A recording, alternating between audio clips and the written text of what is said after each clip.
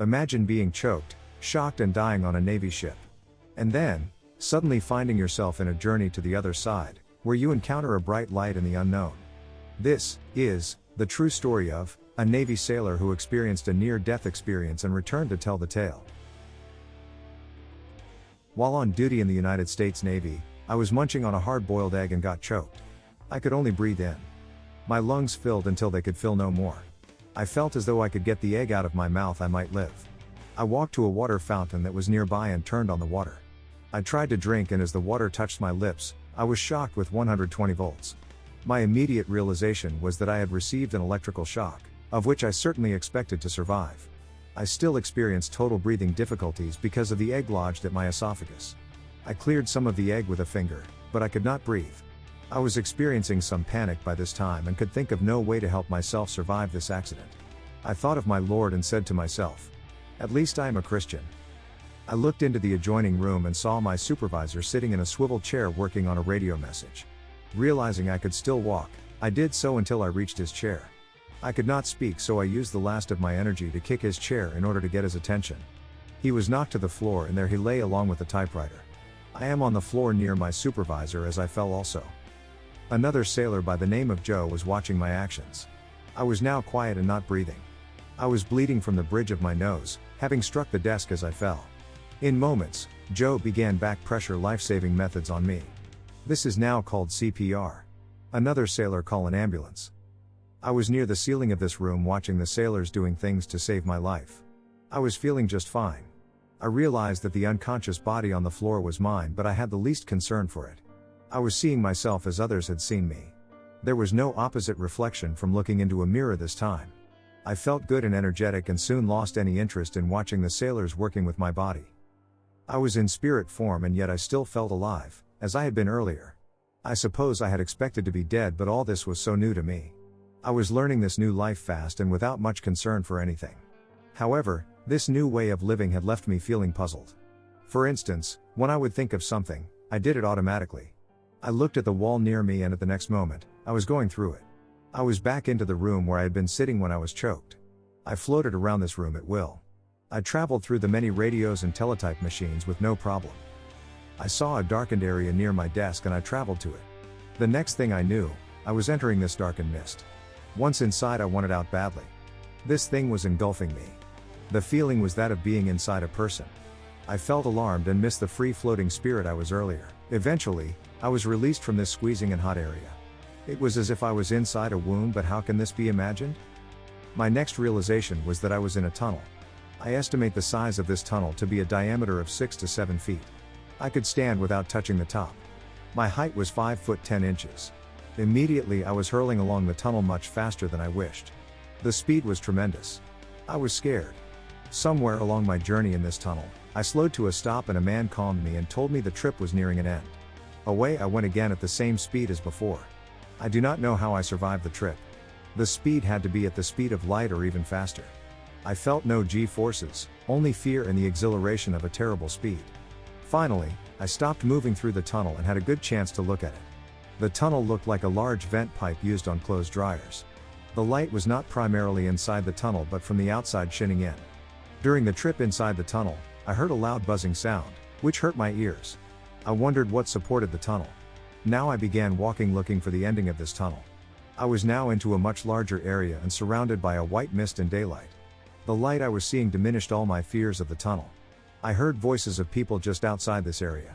The voices were encouraging me to come through the white mist. I walked through the white mist and saw about a dozen people. I had seen these people before, but I could remember none of their names. One man told me not to worry about not remembering any names. Soon someone came for me. The man was about 27 years of age and he was wearing Levi's and a white t-shirt. The other 12 people were wearing white robes. The man wearing the Levi's explained to me that he was my guide. He explained to me that later I would meet other people, but he wanted me to walk with him to see this new place. We walked through the most beautiful flower gardens I had ever seen.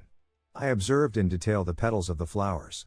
When viewing grass lawns, I focused upon single blades of grass and marveled at the beauty of each blade. This man and I communicated via thought transference as I had done with the group of 12 people. I saw a city of large buildings in the distance. The buildings were the color of gold and my guide told me they were gold. My guide told me if I wished I could think of being closer to the city and I would be. Sure enough, I thought of being closer and suddenly I was at the very edge of the Golden City. I saw little waterfalls and the flower gardens that were absolutely breathtaking. I felt so good. Later my guide turned me over to another man and this man explained to me that I would now go through my life's review. During this review, which lasted about 1 second or less, I saw all that I had previously seen while living on Earth.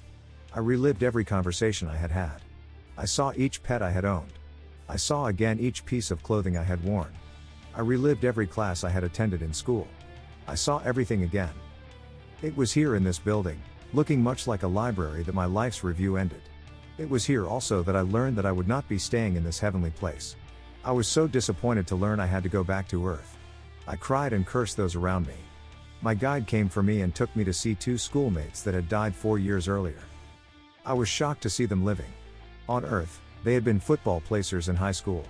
One day they were late for football practice and their coach had made them run laps around the field after practice. This placed them into the dressing room long after the other players had left.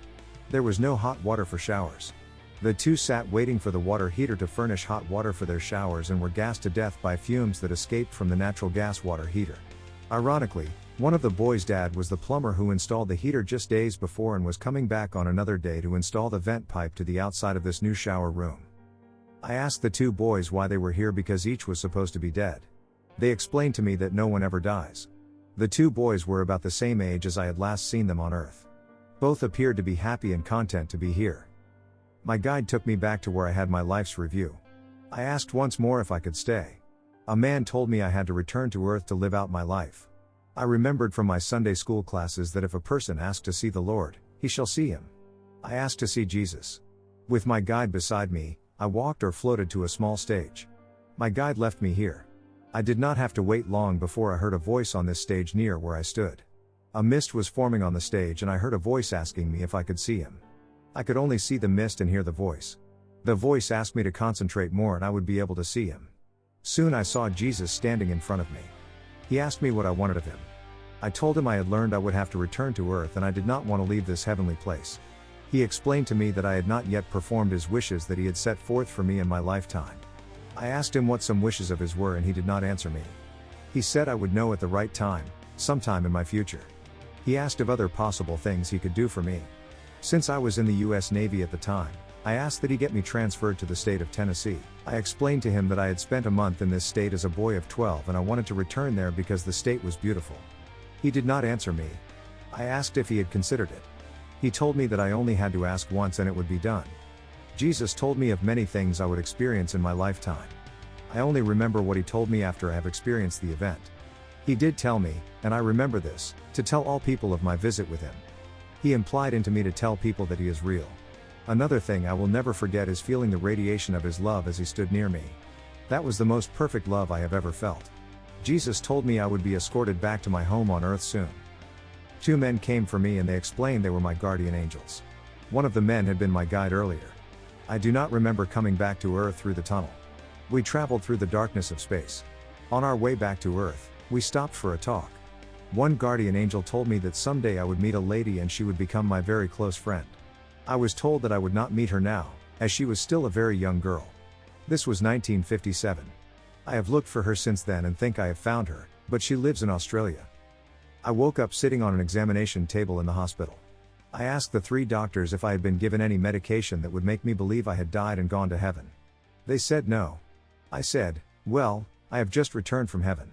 2 doctors immediately walked out and the remaining 3rd doctor told me he just did not know what to think.